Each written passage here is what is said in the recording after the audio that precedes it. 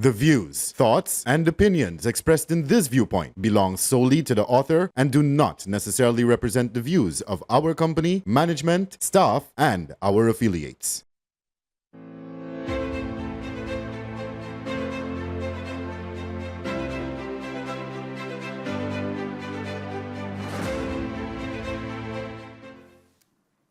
Good evening, viewers. Tonight, I'd like you to imagine a city where the very tools meant to keep it running are left to rot.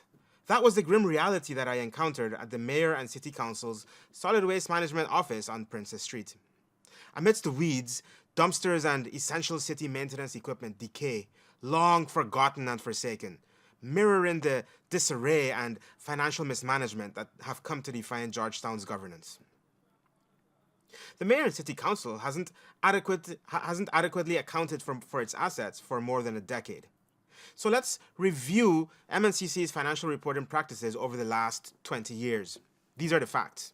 Between 2004 and 2005, the Auditor General had to issue a disclaimer of opinion for the financial statements that were provided, indicating that the provided information could not withstand any sort of scrutiny. Between 2006 to 2011, no financial statements at all were submitted during this period. And from 2012 to 2015, the Auditor General once again had to issue a disclaimer of opinion for the financial statements that were provided, indicating that there was no evidence to support those transactions. And finally, the last 7 years, between 2016 to 2023, no financial statements have been submitted. The truth is that M&CC is practically dumping taxpayers' money into an abyss. So let's put this into perspective. In the last 20 years, M&CC has presented financial statements for only 6 of those years. That is unacceptable. Those statements lacked supporting documents and were declared unreliable by the Auditor General. The Auditor General's special report of a 2015 $300 million subvention to City Hall was laid over in Parliament that year. The Auditor General noted that of the $300 million allotted in 2015 for Georgetown's restoration, $6.2 million was expended on a double cab pickup for the city constabulary. Today, this pickup sits rotting underneath a mango tree at the Princess Street Waste Management Office. $52.163 million was also spent on debushing Le Repentier Cemetery and $241 million for other works. The Audit Office, having examined 212 payment vouchers, pinpointed discrepancies, including 167 instances where there was absolutely no evidence of the vouchers being certified by the accountant or any other authorized officer. 140 vouchers totaling $143.6 million, which the treasurer had not approved, and 58 other payments totaling $48 million, which the finance committee had not approved. Additionally, there was no evidence of receipt or payee acknowledgement for a payment of $750,000 to a contractor.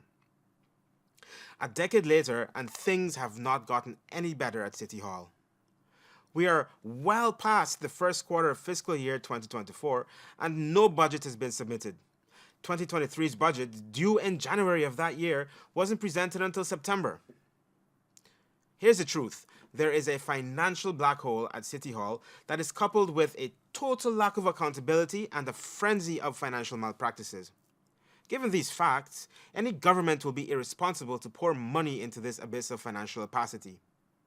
But instead of cleaning up their act and following the audit laws and doing right by the people of Georgetown, the PNC-led council spends every waking moment shouting to high heavens that central government is withholding direct cash subventions only because the people of Georgetown did not vote for the PPP. But this could not be further from the truth. People of Georgetown are voting for the PPP in larger numbers. So, think about this. How exactly can the government quantify support when the PNC-led council has no budget in place, no asset register, no financial audits, and no recently reconciled bank statements? It's a mystery, but our beloved Georgetown cannot continue to rot. And this is why, already for 2024, the government has spent over $300 million towards maintenance of roads, parapets, waterways, and recreational areas. You see, there is hope. And I urge all of you as responsible citizens to continue to hold the PNC-led Council accountable. The winds of change have already begun to blow over Georgetown. I thank you.